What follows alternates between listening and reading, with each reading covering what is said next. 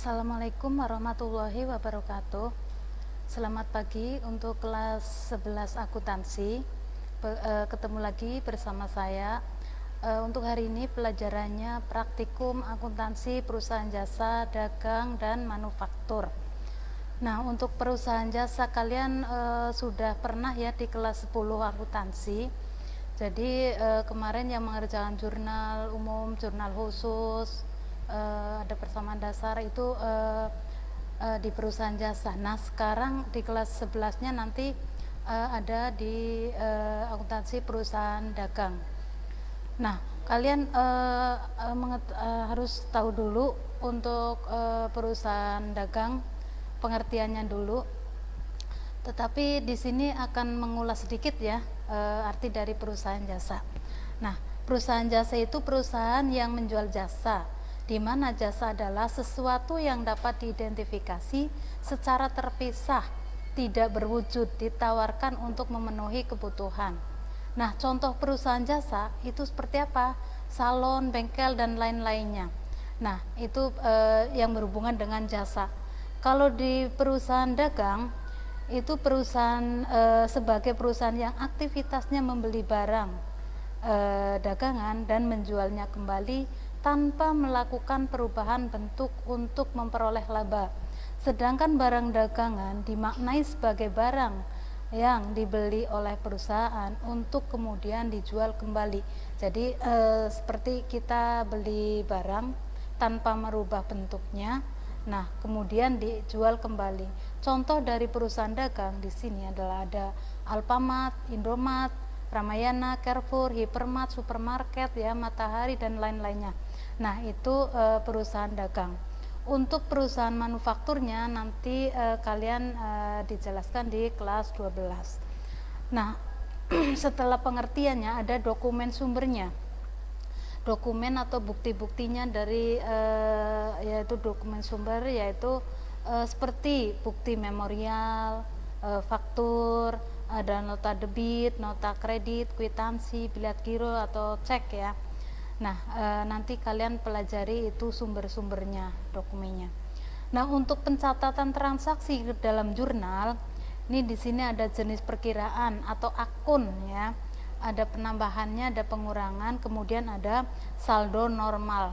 Nah, ini rumus-rumus dari untuk menjurnal. Nah, akun harta dicatat di debit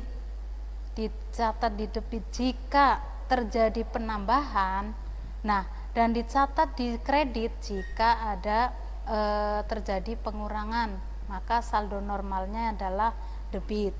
Kemudian perkiraan utang atau akun utang dicatat di debit jika terjadi pengurangan, dicatat di kredit jika ada penambahan, maka saldo normalnya kredit. Nah, kemudian ada akun modal. Akun modal ini akan dicatat di debit jika terjadi pengurangan dan dicatat di kredit jika terjadi penambahan. Nah, itu tadi saldo normalnya kredit ya. Kemudian ada pendapatan. Nah, untuk pendapatan akan dicatat di debit jika terjadi pengurangan dan dicatat di kredit jika terjadi penambahan. Nah, itu yang pendapatan. Kemudian yang terakhir adalah beban. Akan dicatat di debit jika terjadi penambahan dan dicatat di kredit jika terjadi pengurangan. Nah, itu beban. Saldo normalnya debit. Nah, itu kalian harus tahu itu rumus-rumus untuk jurnal ya. Kemudian ada transaksi pencatatan ke dalam jurnal. Nah, kalian sebelum mencatat, kalian juga harus tahu jurnal itu apa ya. Nah, jurnal itu berasal dari bahasa Prancis ya, dengan kata journal yang berarti buku harian. Nah, jurnal yaitu suatu alat yang digunakan untuk mencatat transaksi perusahaan yang dilakukan secara kronologis dengan menunjukkan akun yang harus didebit dan dikredit beserta jumlahnya masing-masing. Nah, akun debit dan akun kredit nantinya harus seimbang atau harus balance. Nah, itu jika kita akan menjurnal. Nah, kemudian ada fungsi jurnal. Fungsi jurnal itu di sini ada 5, ada fungsi mencatat, fungsi historis, fungsi analisis, kemudian ada fungsi instruktif, kemudian ada fungsi informatif. Nah, fungsi transaksi jurnal merupakan alat suatu mencatat semua transaksi yang terjadi secara keseluruhan berdasarkan bukti dokumen yang ada. Kemudian fungsi historis, alat untuk mencatat semua transaksi yang terjadi sesuai dengan urutan waktunya atau kronologis ya.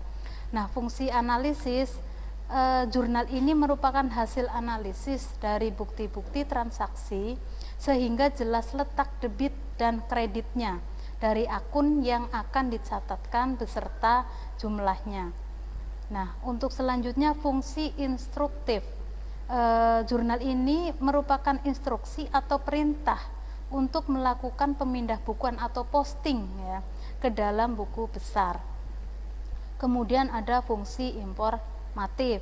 Nah, jurnal ini memberikan informasi mengenai transaksi yang terjadi sehingga kegiatan perusahaan akan terlihat jelas. Nah, itu untuk jurnal kelas 11 ya, akuntansi perusahaan dagang. Untuk perusahaan jasanya sudah dijelaskan. Nah, untuk selanjutnya nanti ada tugas untuk dikirim ke Google Classroom ya. Jadi nanti ada poin-poinnya seperti ciri-ciri perusahaan jasa, manfaat utama bukti transaksi, kemudian ada jenis-jenis sumber dokumen, jelaskan pengertiannya seperti tadi yang Ibu udah jelaskan ya.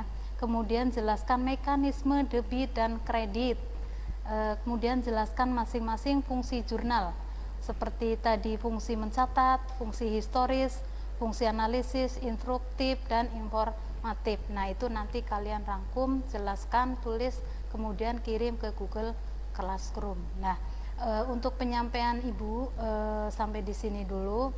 Nanti Ibu tunggu jawaban kalian di Google Classroom.